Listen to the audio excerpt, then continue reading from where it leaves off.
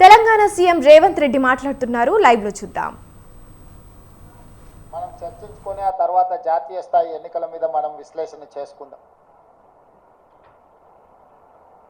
2023 December 3 నాడు వచ్చిన ఫలితాలలో 64 శాసనసభ నియోజకవర్గాలలో కాంగ్రెస్ పార్టీని గెలిపించి ఒక్క శాసనసభలో సిపిఐని మా ఎన్నికల పొత్తులో భాగంగా కొత్తగూడెంలో గెలిపేయడం జరిగింది. తెలంగాణ రాష్ట్రంలో 65 శాసనసభ నియోజకవర్గాలలో 39.5% ఓట్లను వేయడం ద్వారా కాంగ్రెస్ ప్రభుత్వాన్ని ప్రజాపాలనకు తెలంగాణ ప్రజలు ఆమోదం ఇచ్చిండ్రు.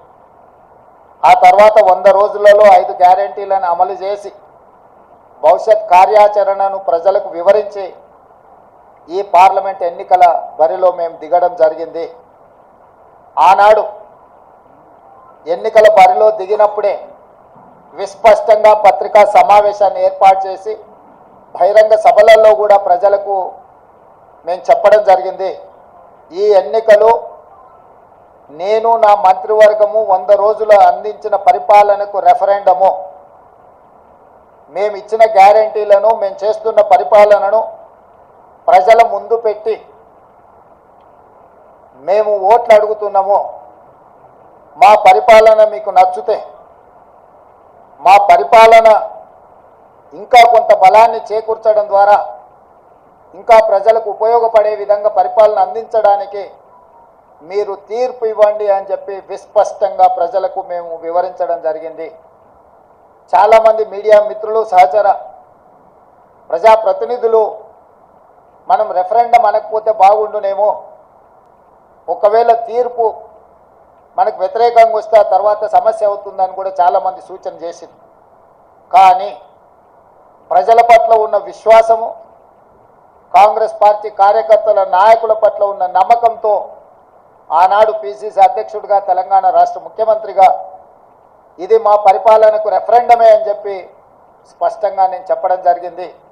మధ్య మధ్యలో మీడియా మిత్రులు గుర్తు చేసినప్పుడు కూడా ఈ విషయంలో మాకు రెండో ఆలోచన లేదు, రెఫరెండమే అని మేము చెప్పడం జరిగింది.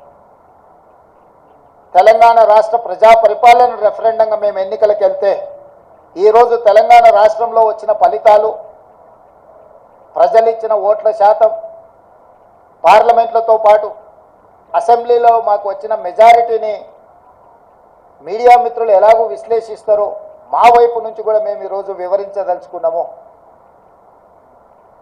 జరిగిన పార్లమెంట్ ఎన్నికల్లో 17 పార్లమెంట్లకు సంబంధించి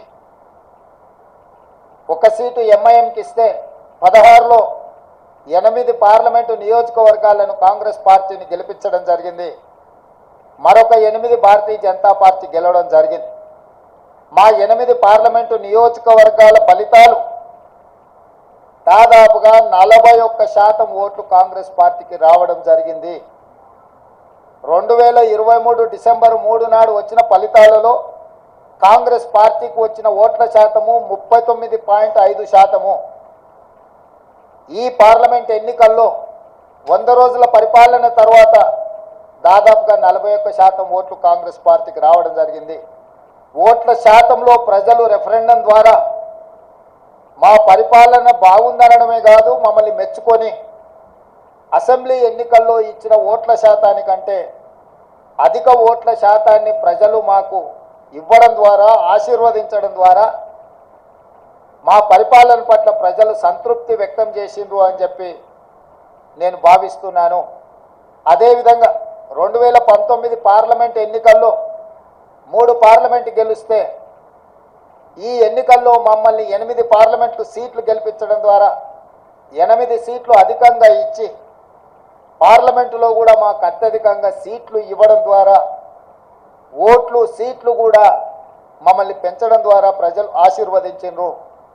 ఇదే కాకుండా మూడవ విశ్లేషణ, 119 శాసనసభ నియోజకవర్గాలలో ప్రజలు ఓట్లేస్తే విస్పష్టంగా ఆనాడు 64 సీట్లు ఎట్లయితే మెజారిటీ వచ్చిందో ఈరోజు 64 సీట్లలో మెజారిటీ రావడమే కాకుండా కంటోన్మెంట్ మేము ఓడిపోయి బీఆర్ఎస్ గెలిచిన సీటులో కాంగ్రెస్ పార్టీకి 13,206 ఓట్ల మెజారిటీ ఇచ్చి 65వ స్థానాన్ని కూడా కాంగ్రెస్ పార్టీకి ఇవ్వడం ద్వారా ఆనాడు ఇచ్చిన 64 సీట్ల కంటే ఇంకొక సీటును అదనంగా ఇచ్చి కాంగ్రెస్ పార్టీని అసెంబ్లీలలో కూడా 65 సీట్ల తీర్పు ద్వారా మా రెఫరెండంని ప్రజలు సమర్థించిండ్రు, మాకు అనుకూలంగా ఓట్లేసి గెలిపించిండ్రు. కాంగ్రెస్ పార్టీ అధ్యక్షుడిగా, ముఖ్యమంత్రిగా కాంగ్రెస్ పార్టీ ప్రజాప్రతినిధులకు, మంత్రివర్గ సహచరులకు, శాసనసభ్యులకు, రాష్ట్ర స్థాయి నాయకులకు, జిల్లా స్థాయి నాయకులకు, మండల స్థాయి నాయకులకు, మరీ ముఖ్యంగా గ్రామ స్థాయి కార్యకర్తలకు మనస్ఫూర్తిగా కృతజ్ఞతలు, ధన్యవాదాలు తెలియజేస్తున్నా. ఈరోజు వారి శ్రమ వల్ల, వారి కష్టం వల్ల, వారి ప్రయత్నం వల్ల ఓట్ల శాతంలో కావచ్చు, పార్లమెంటు సీట్ల విషయంలో కావచ్చు, శాసనసభ నియోజకవర్గాల వారిగా కాంగ్రెస్ పార్టీకి అత్యధిక మెజారిటీని తీసుకొచ్చి మా కాంగ్రెస్ పార్టీ కార్యకర్తలు ఈరోజు మా గౌరవాన్ని, రాహుల్ గాంధీ గారి నాయకత్వాన్ని నిలబెట్టినందుకు కాంగ్రెస్ పార్టీ తరఫున వారికి నేను సంపూర్ణంగా కృతజ్ఞతలు తెలియజేస్తున్నా. ఇక రెండవది, 8 పార్లమెంట్ సీట్లు గెలిచిన భారతీయ జనతా పార్టీ 2019లో 4 పార్లమెంట్లు గెలిస్తే ఈరోజు 8 పార్లమెంట్లు సీట్లు గెలవడం జరిగింది. వాళ్ళు కూడా వాళ్ళ సీట్లను పెంచుకున్నారు. ఆనాడు 20% ఉన్న ఓట్లను వాళ్ళు ఈరోజు 35%కి పెంచుకోవడం జరిగింది. అంటే ఈ రాష్ట్రంలో భారతీయ జనతా పార్టీ కూడా ఓట్లు, సీట్లు పెరగడం జరిగింది. అయితే ఇందులో వాళ్ళ ఓట్లు, సీట్లు పెరగడానికి వాళ్ళ నాయకత్వాన్ని సమర్థించేదానికంటే బీజేపీని గెలిపించడానికి బీఆర్ఎస్ నాయకులు ఆత్మ బలిదానం చేసుకొని అవయవాలను త్యాగం చేసి, అవయవ దానం చేసి ఈరోజు బీజేపీని గెలిపించడం జరిగింది. బీజేపీ గెలిచిన 8 పార్లమెంటు నియోజకవర్గాలలో బీఆర్ఎస్ 7 సీట్లల్లో డిపాజిట్లు కోల్పోయింది. ఆదిలాబాద్ కావచ్చు, నిజామాబాద్ కావచ్చు, కరీంనగర్ కావచ్చు, మల్కాజ్గిరి కావచ్చు, సికింద్రాబాద్ కావచ్చు, చేవెళ్ళ కావచ్చు, మహబూబ్ నగర్ కావచ్చు, ఈ 7 పార్లమెంటు నియోజకవర్గాలలో బీఆర్ఎస్ డిపాజిట్లు కోల్పోయి బీజేపీని గెలిపించడం ద్వారా బీఆర్ఎస్ నాయకులు ఆత్మ బలిదానం చేసుకొని అవయవ దానం చేసిండ్రు బీజేపీకి. ఈ విషయం నేను ఈరోజు చెప్పడం లేదు. ఎన్నికల ప్రక్రియ మొదలైనప్పుడే స్పష్టంగా పార్లమెంటు నియోజకవర్గాల వారిగా బలహీనమైన అభ్యర్థులను పెట్టి బీఆర్ఎస్ శ్రేణులను బీజేపీకి పని చేపిస్తున్నాడు చంద్రశేఖరరావు అని చెప్పి నేను స్పష్టంగా నిర్దిష్టమైన ఆరోపణ చేసిన. నేను నిర్దిష్టమైన అంశాలను ప్రస్తావించినప్పుడు బీఆర్ఎస్ నాయకులు వితండవాదం చేసిండ్రు, నా మీద వాళ్ళు మాటల దాడి చేసిండ్రు. ఇవాళ ఇంకొక విషయం, అత్యంత కీలకమైన అంశం నేను ఇప్పుడు ప్రస్తావించదలుచుకున్నా. 2001లో తెలుగుదేశం పార్టీకి రాజీనామా చేసి చంద్రశేఖరరావు గారు సిద్దిపేటలో శాసనసభ్యుడిగా పోటీ చేసినప్పటి నుంచి 2023 డిసెంబర్ వరకు సిద్దిపేట శాసనసభ నియోజకవర్గంలో ఏ రోజు కూడా 25-30 వేల మెజారిటీ నుంచి 1,25,000 మెజారిటీ వరకు ప్రతి సందర్భంలో అది చంద్రశేఖరరావు గారు కావచ్చు, లేకపోతే హరీష్ రావు గారు కావచ్చు, లేకపోతే స్థానిక సంస్థలు కావచ్చు, లేకపోతే పార్లమెంట్ ఎన్నికల్లో కావచ్చు, అత్యధిక మెజారిటీ సిద్దిపేట అసెంబ్లీ నియోజకవర్గంలో బీఆర్ఎస్ పార్టీకి వచ్చింది. కానీ ఈ పార్లమెంట్ ఎన్నికల్లో హరీష్ రావు గారు సిద్దిపేటలో పూర్తి తన ఓట్లను బీజేపీకి బదిలీ చేసిండు. ఇవాళ బీజేపీ రఘునందన్ రావు గారికి 63,000 పైచిలకు ఓట్లు వస్తే బీఆర్ఎస్కు 65,000 ఓట్లు మాత్రమే వచ్చినాయి. ఈరోజు బీఆర్ఎస్ మెజారిటీ సిద్దిపేటలో 2,500 ఓట్లు మాత్రమే.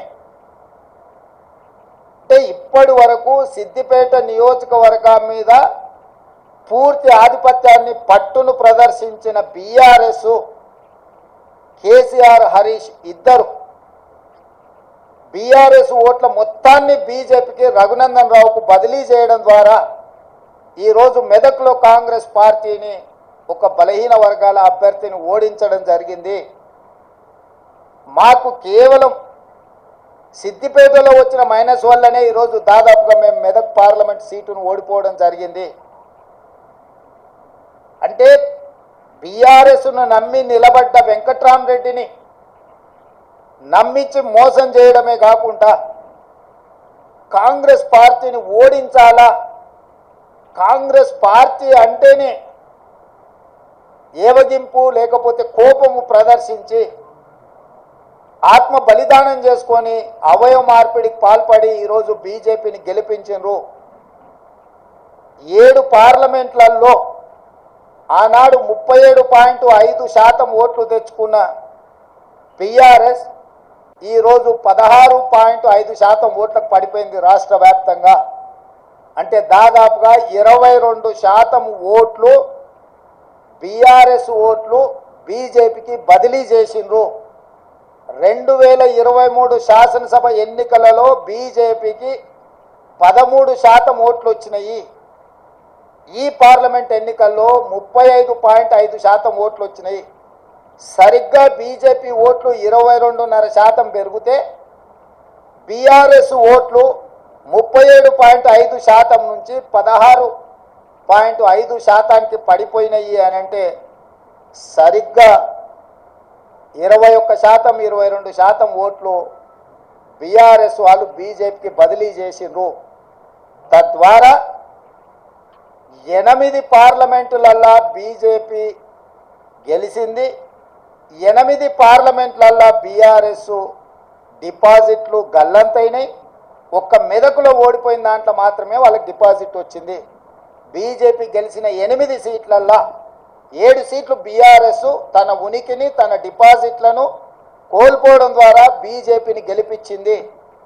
ఈరోజు పోతూ పోతూ చస్తూ చస్తూ ఇవాళ బీజేపీని గెలిపించే ప్రయత్నం ఈ రాష్ట్రంలో బీఆర్ఎస్ చేసింది. చంద్రశేఖరరావు, హరీష్, కేటీఆర్ చేసిండ్రు. మొన్న జరిగిన శాసనసభ ఎన్నికల్లో 39 ఎమ్మెల్యే స్థానాలలో బీఆర్ఎస్ గెలవడం జరిగింది. ఈ ఎన్నికల్లో 119లో కేవలం 3 సీట్లలోనే మెజారిటీ వచ్చింది బీఆర్ఎస్. అది సిరిసిల్ల, సిద్దిపేట, గజ్వేల్. అంటే ఈ రాష్ట్రంలో బీఆర్ఎస్ నాయకుల యొక్క ఆత్మగౌరవాన్ని, బీఆర్ఎస్ యొక్క శాసనసభ్యుల ఆత్మగౌరవాన్ని బీజేపీకి కేసీఆర్, కేటీఆర్, హరీష్ రావు తాకట్టు పెట్టిండ్రు. పూర్తిగా ఓట్ల బదలాయింపు, పూర్తిగా ఎన్నికల ఫలితాలను బీజేపీకి అనుకూలంగా మార్చి ఈరోజు కేసీఆర్ కుటుంబము రాజకీయ అరాచకానికి పాల్పడ్డారు. ఇది తెలంగాణ సమాజం అంతా గమనించాలి. ప్రజాస్వామికవాదులు, సెక్యులర్ ఫోర్సెస్ అందరూ కూడా ఈరోజు ఈ అంశాన్ని గమనించాలి అని చెప్పి కాంగ్రెస్ పార్టీ కోరుతున్నది. ఈ రకంగా ఈ తెలంగాణ రాష్ట్రంలో తనంతల తానే అంతర్ధానం అయిపోయి ఈరోజు బీజేపీని గెలిపించడానికి చంద్రశేఖరరావు గారు ఒక దురాగతానికి పూనుకున్నాడు అని అంటే ఈరోజు మనం అర్థం చేసుకోవాలి. కేటీఆర్ గారు నిన్న అంటున్నారు ఫినెక్స్ లాగా మనం ఇప్పుడు బూడిదైన నాయన మళ్ళీ పుట్టేది ఏం లేదు, ఇక బూడిదే మీకు మిగిలింది. ఆ బూడిద తీసుకెళ్ళి మీ బావకు, మీ నాయనకి ఇద్దరికి బుయ్యి ముఖానికి సరిపోతుంది, గాడికి మీ కథ సుఖాంతం అయిపోతుంది. చరిత్రలో ఆ పార్టీ పుట్టినప్పటి నుంచి ఈ రోజు వరకు పార్లమెంటులో ప్రాతినిధ్యం లేకుండా ఉన్నది ఇది మొదటిసారి. ఇంత అచేతనావస్థలో, ఇంత దుర్భరమైన పరిస్థితి బీఆర్ఎస్కు దాపురించిందంటే చంద్రశేఖరరావు గారి నాయకత్వము, కేసీఆర్ కుటుంబాన్ని ఏ రకంగా తెలంగాణ సమాజం గమనిస్తుందో వాళ్ళిద్దరు ఆలోచన చెయ్యాలి. అందుకే ఈ 6 నెలల్లో మా పార్టీ మీద, మా ప్రభుత్వం మీద, మా నాయకత్వం మీద, మా నాయకుల మీద ఢిల్లీలో ఉండే అధిష్టానం మీద వాళ్ళు ఎన్నో రకాల ఆరోపణలు చేశారు. ఈ ఆరోపణల నేపథ్యంలో బీఆర్ఎస్కు ఒక గుండు సున్నా ఇచ్చారు తెలంగాణ ప్రజలు.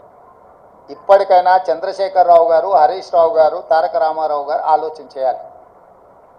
ప్రజలు ఎన్నుకున్న ప్రభుత్వాన్ని 100 రోజులు పూర్తి కాకముందే కోట్లాది శాపనార్థాలు పెట్టడం ద్వారా ఈ ప్రభుత్వాన్ని అస్థిరపరచాలన్న ఆలోచనతో, ఈ ప్రభుత్వాన్ని పడగొట్టాలన్న కుట్రలతో వ్యవహరిస్తే ప్రజలు పూర్తిగా బీఆర్ఎస్ను తిరస్కరించడం జరిగింది. ఇప్పటికైనా ప్రధాన ప్రతిపక్ష నాయకుడిగా రాష్ట్ర అవతరణ దినోత్సవాలలో కూడా పాల్గొనకుండా ఏవో చిల్లర మల్లర కారణాలు చూపించడం ద్వారా మీరు ప్రజాస్వామిక వ్యవస్థనే అవమానించే విధంగా వ్యవహరించిన తీరు ప్రజలు గమనిస్తున్నారు. అందుకే బీఆర్ఎస్ నాయకులకు, కేసీఆర్ కుటుంబానికి నేను సూచన చేస్తున్నా, మీ వ్యవహార శైలిని మార్చుకోండి.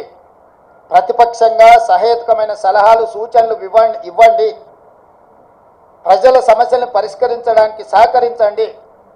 మీ కుటుంబ స్వార్థం కోసమో, మీ పార్టీ మనుగడ కోసమో, లేకపోతే మీరు అక్రమంగా సంపాదించుకున్న ఆస్తులను కాపాడుకోవడానికో మీరు చేస్తున్న ప్రయత్నాలు ప్రజలు గమనిస్తున్నారు. కాబట్టి దయచేసి చంద్రశేఖరరావు గారు ప్రధాన ప్రతిపక్ష నాయకుడిగా మీ బాధ్యతను నిర్వహించండి.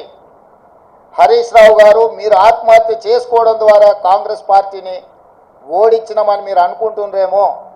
మీరు ఆత్మాహుతి దళాలుగా మారి కాంగ్రెస్ పార్టీని దెబ్బతీయాలన్న ఆలోచన ఏదైతే చేస్తుండ్రో, ఇది చివరికి మీ ఉనికి, మీ మనుగడ ఈ రాష్ట్రంలో, ఈ దేశంలో లేకుండా, చట్టసభలలో లేకుండా కనుమరుగైపోతారు, కాలగర్భంలో కలిసిపోతారు. ఇట్లాంటి కుట్రలను, కుతంత్రాలను తెలంగాణ సమాజం గమనిస్తుంది. గమనించవలసిందిగా నేను కోరుకుంటున్నాను తెలంగాణ రాజకీయాలలో. అదేవిధంగా కేంద్ర రాజకీయాల దగ్గరికి వస్తేనే, కేంద్రంలో 2014లో Bharatiya Janata party election manifesto మీద 10 మంది నాయకుల ఫోటోలు పెట్టి ఓట్లు అడిగారు. 2019లో 3-4 నాయకుల ఫోటోలు పెట్టి ఓట్లు అడిగారు. భారతీయ జనతా పార్టీ విధానం మీద, భారతీయ జనతా పార్టీ సిద్ధాంతాల మీద, భారతీయ జనతా పార్టీ ఎన్నికల మేనిఫెస్టో మీద 2014, 2019 ఎన్నికలు జరిగినాయి. ఒకసారి 2014లో 273 సీట్లు వచ్చినాయి, 2019లో 303 సీట్లు వచ్చినాయి. అంటే సంపూర్ణమైన మెజారిటీ భారతీయ జనతా పార్టీకి ఆనాడు దేశ ప్రజలు ఇవ్వడం జరిగింది. 2024 పార్లమెంట్ ఎన్నికల్లో పార్టీని పక్కన పెట్టిండ్రు, సమిష్టి నాయకత్వాన్ని పక్కన పెట్టిండ్రు. మోడీ గ్యారంటీ అని చెప్పి ఏక వ్యక్తి నాయకత్వంలో ఒకే ఒక వ్యక్తి, అది మోడీ గ్యారంటీ అని చెప్పి ప్రజల దగ్గరికి వెళ్ళారు. మోడీ గ్యారంటీ మీదనే మొత్తం ఎన్డీఏ కూటమి యొక్క ఎన్నికల ప్రచార సరళిని నడిపించిండ్రు. 303 సీట్లున్న బీజేపీ 240 సీట్లకు పడిపోయింది. అంటే మోడీ గ్యారంటీని ఈ దేశ ప్రజలు తిరస్కరించిండ్రు. మోడీ గ్యారంటీకి ఉన్న వారంటీ అయిపోయింది. ఇక మోడీ కాలం చెల్లిపోయిండు అని చెప్పి దేశ ప్రజలు తీర్పిచ్చిండ్రు. దానికి సంబంధించి ఈ ఎన్నికల్లో బీజేపీకి, ఎన్డీఏకు 42.9% ఓట్లు వస్తే ఇండియా కూటమికి 41.1% ఓట్లు వచ్చినాయి. దాదాపుగా సరి సమానంగా ఓట్ల శాతం వచ్చింది. సీట్లు కూడా దాదాపుగా పోటీ పడే విధంగా రావడం జరిగింది. జాతీయ రాజకీయాలలో నా విశ్లేషణ, నా డిమాండ్ ఒక్కటే. మోడీ గ్యారంటీ మీద ఎన్నికలకు వెళ్ళిన భారతీయ జనతా పార్టీ మోడీ గ్యారంటీని ప్రజలు తిరస్కరించారు. మోడీ గ్యారంటీకి ఉన్న వారంటీ పూర్తయిపోయింది, కాలం చెల్లిపోయింది. కాబట్టి ఈ దేశ ప్రజలు మోడీ గారిని తిరస్కరించారు. తక్షణమే నరేంద్ర మోడీ గారు ప్రధానమంత్రి పదవికి రాజీనామా చేసి మళ్ళీ ప్రధానమంత్రి పదవి చేపట్టకూడదు. ఎందుకంటే ఆయన నాయకత్వాన్ని, ఆయనను చూపించే ఓట్లు అడిగినరు. ప్రజలు ఆయన నాయకత్వాన్ని, ఆయన గ్యారంటీని తిరస్కరించారు. కాబట్టి 140 కోట్ల ప్రజల యొక్క తిరస్కారానికి లోనైన నరేంద్ర మోడీ ప్రధానమంత్రి పదవి చేపట్టకూడదు. ఇది 4 కోట్ల తెలంగాణ ప్రజల తరఫున కాంగ్రెస్ పార్టీ నాయకుడిగా నేను డిమాండ్ చేస్తున్నా. సరే, ఎన్డీఏ కూటమిలో ఇంకెవరైతారు? ఎన్డీఏ కూటమికి మెజారిటీ వచ్చినప్పుడు వాళ్ళు ఏం నిర్ణయాలు తీసుకుంటారు పక్కన పెడితే, మోడీ గ్యారంటీ మీద ఏక వ్యక్తి చూపించి మీరు ఓట్లు ప్రజల దగ్గరికి వెళ్తే ఆ ఏక వ్యక్తిని ప్రజలు తిరస్కరించారు. కాబట్టి భారతీయ జనతా పార్టీ నరేంద్ర మోడీ గారిని రాజీనామా అడగాలి, రాజీనామా చేయించాలి. నరేంద్ర మోడీ గారు హుందాగా, విలువలు కలిగిన రాజకీయ నాయకుడిగా, సమాజానికి ఆదర్శంగా నిలబడే వ్యక్తిగా ప్రధానమంత్రిగా రాజీనామా చేసి హుందాగా వారు తప్పుకుంటే వారికి గౌరవం ఉంటుంది. లేదు, నేను ఇట్లనే ప్రధానమంత్రికి కొనసాగుతా, 3వసారి ప్రమాణ స్వీకారం చేస్తా, కుట్రల కుతంత్రాలకు నేను తెరలేపుతా అని నరేంద్ర మోడీ గారు అంటే, వారు చెప్పుతున్న విలువలతో కూడుకున్న రాజకీయాలు చెప్పడానికే తప్ప పాటించడానికి లేదు అని చెప్పి ఈ దేశ ప్రజలు నరేంద్ర మోడీ గారిని తిరస్కరించబోతున్నారు. కాబట్టి భారతీయ జనతా పార్టీ ఇప్పటికైనా ఏక వ్యక్తి అదేవిధంగా అప్రజాస్వామికంగా వ్యవహరించే తీరును మానుకోవాలి. ప్రజలిచ్చిన తీర్పును భారతీయ జనతా పార్టీ గౌరవించాలి అని చెప్పి కాంగ్రెస్ పార్టీ డిమాండ్ చేస్తుంది.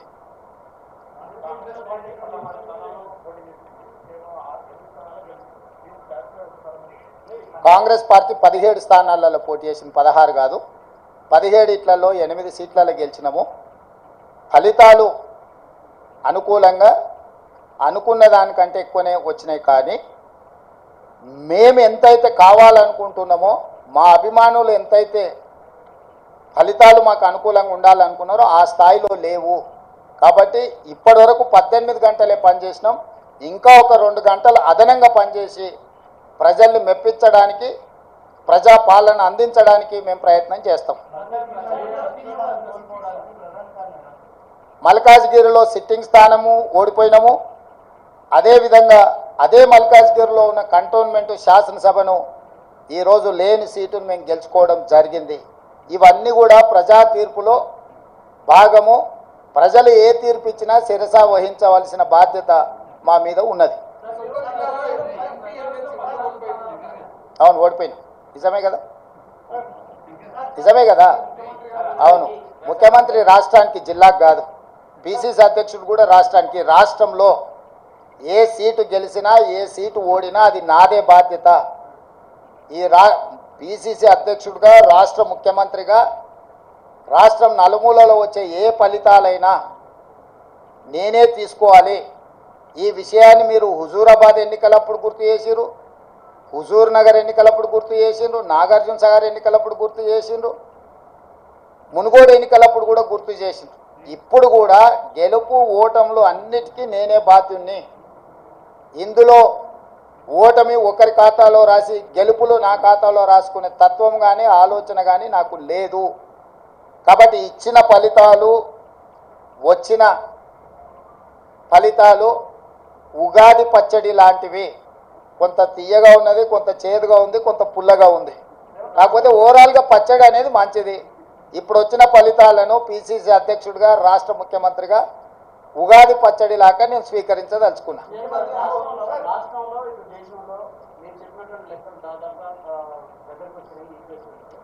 మీరు మరింత ప్రచారం అంటే ఈ రిజర్వేషన్ అంశంలో రాజ్యాంగం గురించినటువంటి అంశం మరింత దేశంలోకి తీసుకెళ్ళకపోవడానికి తెలంగాణ ఎన్నికలు అయిపోవాలని మీ ఇక్కడ ఉండి కూడా కారణం.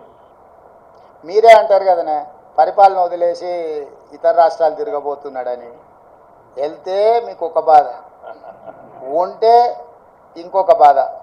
కాబట్టి నేను రాష్ట్రానికి పరిమితమైన నాయకుడిని. నేను పిసిసి అధ్యక్షుడిని, నేను ముఖ్యమంత్రిని. ఎన్నికల అధ్యక్షుడిగా ఎన్నికలు ఇక్కడనే నిర్వహించిన, ముఖ్యమంత్రిగా నేను ఇక్కడనే ఉండి పరిపాలనను గాడిలో పెట్టే ప్రయత్నం చేసిన. వర్షానికి తడిచిపోయిన ఒడ్లు కొనుగోలు కావచ్చు, లేకపోతే మొలకెత్తిన ఒడ్లను కొనుగోలు విషయంలో కావచ్చు, విత్తనాల విషయంలో కావచ్చు, విద్యుత్ విషయంలో కావచ్చు, అకాల వర్షాలను ఎదుర్కోవడం విషయంలో కావచ్చు, రైతు రుణమాఫీకి సంబంధించిన అంశాలను సమీక్షించడంలో కావచ్చు, రాష్ట్ర ప్రజల యొక్క సమస్యలు పరిష్కరించడమే నా మొదటి ప్రాధాన్యత. నా బాధ్యత రాష్ట్రానికి పరిమితం. రాష్ట్రంలో ఉండే సమస్యలు పరిష్కరించడం, రాష్ట్రంలో ఒక మంచి పరిపాలన అందించడమే నా బాధ్యత అనుకొని ఇక్కడికే పరిమితమైన. ఎన్నికల ప్రచారంలో ప్రత్యర్థులు కుట్రలు చేసినారు. మహబూబ్ నగర్ ఇమేజ్ని నా ఇమేజ్ దెబ్బతీయాలి. ఆ కుట్రలు ఫలించినాయి అనుకుంటారా? ఎందుకు ఓడిపోయారు? నాగర్ కర్నూలు గెలిచారు బాగానే. అవును, నా సొంత గ్రామం వచ్చేసి అచ్చంపేట, నల్లమల్ల అడవి, మీకు అందరికీ తెలుసు. కానీ నేను ముందే చెప్తున్నా మొదటి నుంచే, మా గ్రామంలో మొత్తం ఆ పార్లమెంట్లో ఉన్న దాంట్లో ఒక బూత్లో హైయెస్ట్ మెజార్టీ మా సొంత గ్రామంలో వచ్చింది. మల్లురవి గారు ఎంత మెజారిటీ మా గ్రామంలో 1100 ఓట్లు వచ్చినాయంట.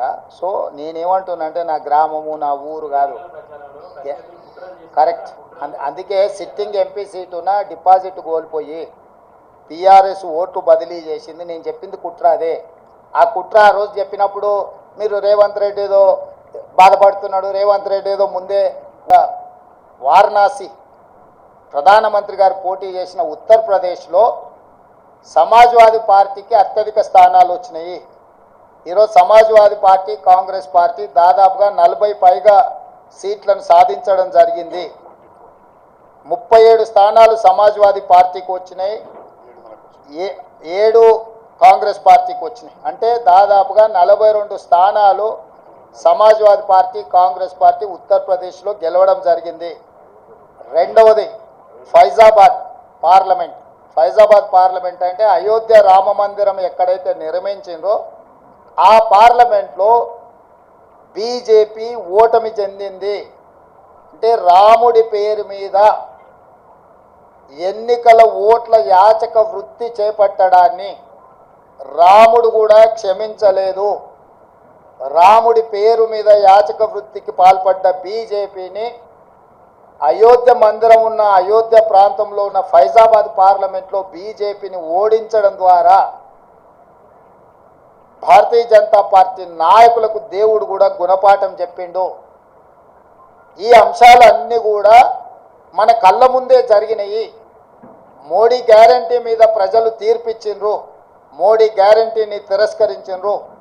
రాముడి తలంబ్రాల పేరు మీద ఓట్లు కొల్లగొట్టాలని చూస్తే రామ మందిరం నిర్మించిన అయోధ్య ఉండే పార్లమెంటు నియోజకవర్గం ఫైజాబాద్లోనే బీజేపీని ఓడించడం జరిగింది, ప్రజలు తిరస్కరించడం జరిగింది. కాబట్టి దేవుడి పేరు మీద ఓట్లు పొందాలన్న దురాశ బీజేపీకి మంచిది కాదు. ఇవన్నీ కూడా ప్రజలు ఇచ్చిన తీర్పు. ఈ తీర్పును దృష్టిలో పెట్టుకొని మనం అందరం కూడా భవిష్యత్ కార్యాచరణను నిర్ణయించుకోవాలి.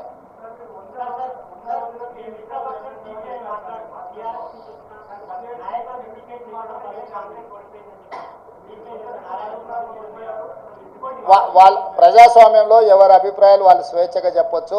వారి స్వేచ్ఛను నేను హరించను. వారు స్వేచ్ఛగా అభిప్రాయాలు చెప్పొచ్చు. Thank you.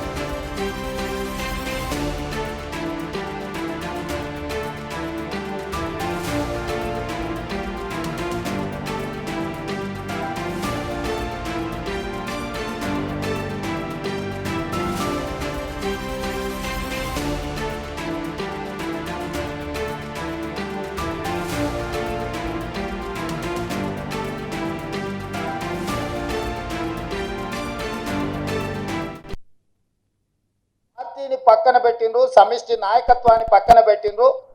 మోడీ గ్యారంటీ అని చెప్పి ఏక వ్యక్తి నాయకత్వంలో ఒకే ఒక వ్యక్తి, అది మోడీ గ్యారంటీ అని చెప్పి ప్రజల దగ్గరికి వెళ్ళారు.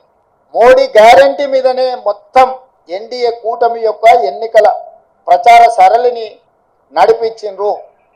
303 సీట్లున్న ఎన్డీఏ బీజేపీ 240 సీట్లకు పడిపోయింది. అంటే మోడీ గ్యారంటీని ఈ దేశ ప్రజలు తిరస్కరించిండ్రు. మోడీ గ్యారంటీకి ఉన్న వారంటీ అయిపోయింది. ఇక మోడీ కాలం చెల్లిపోయిండు అని చెప్పి దేశ ప్రజలు తీర్పిచ్చిండ్రు. 2024 పార్లమెంట్ ఎన్నికల్లో పార్టీని పక్కన పెట్టిండ్రు, సమిష్టి నాయకత్వాన్ని పక్కన పెట్టిండ్రు. మోడీ గ్యారంటీ అని చెప్పి ఏక వ్యక్తి నాయకత్వంలో ఒకే ఒక వ్యక్తి, అది మోడీ గ్యారంటీ అని చెప్పి ప్రజల దగ్గరికి వెళ్ళారు. మోడీ గ్యారంటీ మీదనే మొత్తం ఎన్డీఏ కూటమి యొక్క ఎన్నికల ప్రచార సరళిని నడిపించిండ్రు. 303 సీట్లున్న ఎన్డీఏ బీజేపీ 240 సీట్లకు పడిపోయింది. అంటే మోడీ గ్యారంటీని ఈ దేశ ప్రజలు తిరస్కరించిండ్రు. మోడీ గ్యారంటీకి ఉన్న వారంటీ అయిపోయింది. ఇక మోడీ కాలం చెల్లిపోయిండు అని చెప్పి దేశ ప్రజలు తీర్పిచ్చిండ్రు. 2024 పార్లమెంట్ ఎన్నికల్లో పార్టీని పక్కన పెట్టిండ్రు, సమిష్టి నాయకత్వాన్ని పక్కన పెట్టిండ్రు. మోడీ గ్యారంటీ అని చెప్పి ఏక వ్యక్తి నాయకత్వంలో ఒకే ఒక వ్యక్తి, అది మోడీ గ్యారంటీ అని చెప్పి ప్రజల దగ్గరికి వెళ్ళారు. మోడీ గ్యారంటీ మీదనే మొత్తం ఎన్డీఏ కూటమి యొక్క ఎన్నికల ప్రచార సరళిని నడిపించిండ్రు. 303 సీట్లున్న ఎన్డీఏ బీజేపీ 240 సీట్లకు పడిపోయింది.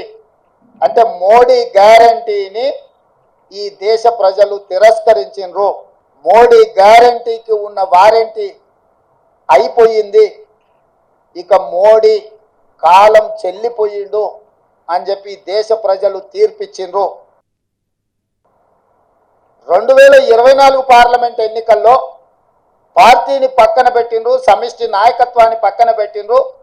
మోడీ గ్యారంటీ అని చెప్పి ఏక వ్యక్తి నాయకత్వంలో ఒకే ఒక వ్యక్తి, అది మోడీ గ్యారంటీ అని చెప్పి ప్రజల దగ్గరికి వెళ్ళారు. మోడీ గ్యారంటీ మీదనే మొత్తం ఎన్డీఏ 8 పార్లమెంట్ సీట్లు గెలిచిన భారతీయ జనతా పార్టీ 2019లో 4 పార్లమెంట్లు గెలిస్తే ఈరోజు 8 పార్లమెంట్లు సీట్లు గెలవడం జరిగింది. వాళ్ళు కూడా వాళ్ళ సీట్లను పెంచుకున్నారు. ఆనాడు 20% ఉన్న ఓట్లను వాళ్ళు ఈరోజు 35%కి పెంచుకోవడం జరిగింది. అంటే రాష్ట్రంలో భారతీయ జనతా పార్టీ కూడా ఓట్లు సీట్లు పెరగడం జరిగింది. అయితే ఇందులో వాళ్ళ ఓట్లు సీట్లు పెరగడానికి వాళ్ళ నాయకత్వాన్ని సమర్థించేదానికంటే బీజేపీని గెలిపించడానికి బీఆర్ఎస్ నాయకులు ఆత్మ బలిదానం చేసుకొని అవయవాలను త్యాగం చేసి అవయవ దానం చేసి ఈరోజు బీజేపీని గెలిపించడం జరిగింది. బీజేపీ గెలిచిన 8 పార్లమెంటు నియోజకవర్గాలలో బీఆర్ఎస్ 7 సీట్ల డిపాజిట్లు కోల్పోయింది. ఆదిలాబాద్ కావచ్చు, నిజామాబాద్ కావచ్చు. ఈ ఎన్నికలు నేను నా మంత్రివర్గము 100 రోజులు అందించిన పరిపాలనకు రెఫరెండము, మేము ఇచ్చిన గ్యారంటీలను, మేము చేస్తున్న పరిపాలనను ప్రజల ముందు పెట్టి మేము ఓట్లు అడుగుతున్నాము. మా పరిపాలన మీకు నచ్చితే, మా పరిపాలన ఇంకా కొంత బలాన్ని చేకూర్చడం ద్వారా ఇంకా ప్రజలకు ఉపయోగపడే విధంగా పరిపాలన అందించడానికి మీరు తీర్పు ఇవ్వండి అని చెప్పి విస్పష్టంగా ప్రజలకు మేము వివరించడం జరిగింది.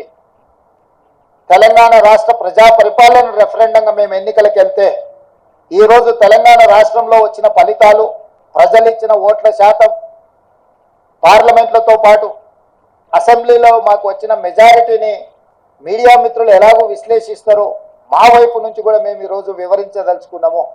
జరిగిన పార్లమెంట్ ఎన్నికల్లో 17 పార్లమెంట్లకు సంబంధించి 1 సీటు ఎంఐఎంకి ఇస్తే 16లో 8 పార్లమెంటు నియోజకవర్గాలను కాంగ్రెస్ పార్టీని గెలిపించడం జరిగింది. మరొక 8 భారతీయ జనతా పార్టీ గెలవడం జరిగింది. మా 8 పార్లమెంటు నియోజకవర్గాల ఫలితాలు దాదాపుగా 41% ఓట్లు కాంగ్రెస్ పార్టీకి రావడం జరిగింది.